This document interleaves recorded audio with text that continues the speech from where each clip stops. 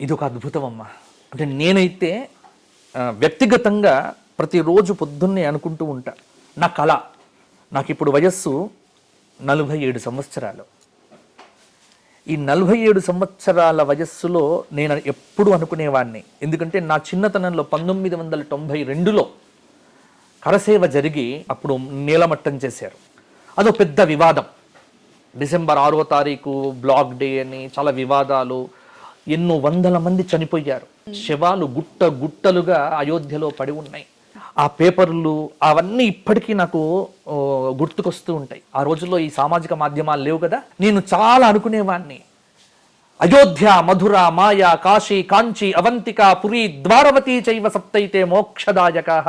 7 మోక్షధామముల్లో ఒకటైనటువంటి మొట్టమొదటిది అయోధ్య కదా.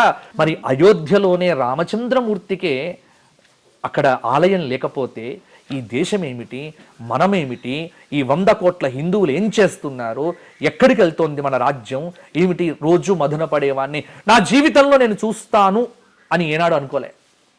నేను జీవించి ఉండగా అయోధ్య రాముడి యొక్క ప్రతిష్టాపన జరుగుతుంది అని నేను అనుకోలేదు. అది ఇప్పుడు జరిగింది. ఇది విశ్వవ్యాప్తంగా ఉన్నటువంటి కోట్లాది మంది హిందువుల యొక్క సంకల్పం అమ్మ. ఇది భారతదేశానికి పండుగ కాదు. జనవరి 22వ తేదీ అనేటువంటిది ప్రపంచవ్యాప్తంగా ఉన్నటువంటి 800 కోట్లకు పైగా ఉన్న జనాభా పండుగ చేసుకోవాలి.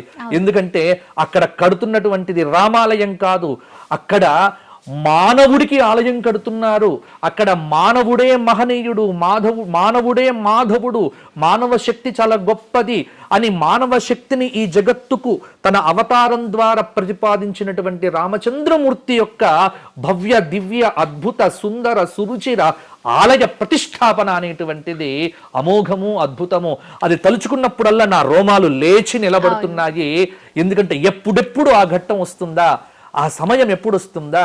ఎందుకంటే 54 అంగుళాల సుందర సురుచిర నవనీత కోమల శ్యామల సుందర వదనారవింద సౌందర్య సాకేత అద్భుత రామచంద్రమూర్తి విగ్రహాన్ని అరుణ్ భట్టాచార్య అనేటువంటి అతడు, కర్ణాటకకు చెందినటువంటి అతడు సిద్ధం చేశాడు. అటువంటి బాలరాముడి యొక్క విగ్రహాన్ని ఆ అయోధ్యలో జనవరి 22వ తేదీ అభిజిత్ లగ్నంలో మధ్యాహ్న సమయంలో మృగశిర నక్షత్రంలో 84 సెకండ్ల దివ్య భవ్య అద్భుత ముహూర్తములో చాలా మంది శాస్త్రవేత్తలు, పండితులు తమ ఉపాసన ధారపోసి వేలాది రామకోట్ల జపాన్ని ధారపోసినటువంటి యంత్రం అక్కడ పెట్టి ఆ యంత్ర ప్రతిష్టాపన చేసి ఆ విగ్రహానికి ప్రతిష్టాపన జరుగుతున్నటువంటి ఆ శుభ తరుణం ఎప్పుడెప్పుడు వస్తుందా అని 1000 కళ్ళతో ఎదురు చూస్తూ ఉన్నాం. అది జరిగిన తత్క్షణం భారతదేశం యొక్క గతి మారుతుంది.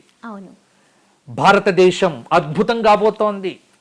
ప్రపంచ వ్యాప్తంగా ఈ దేశానికి ఒక మహర్దశ పట్టబోతోంది. ఎందుకంటే నా రాముడు అయోధ్యలో అడుగు పెట్టాడు. రాముడు లేని అయోధ్య చీకటి. సబ్స్క్రైబ్ చేయండి.